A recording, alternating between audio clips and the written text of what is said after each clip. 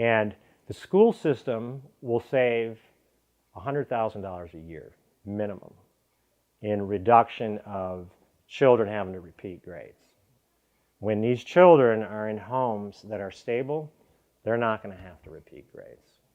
Currently, children that are homeless have to repeat grades at it's a 10 times greater rate.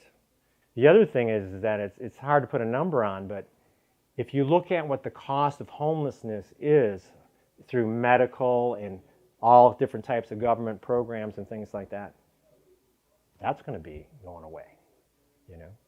And then on top of that, once these folks go through 18 months here approximately, is what I expect to happen on average, they're going to come out and be contributing members of society, making a difference. And that's a positive return. You can't put a price tag on it. So from my perspective, you know, it's an investment in the community that will pay large dividends, and I think people are going to feel good about it.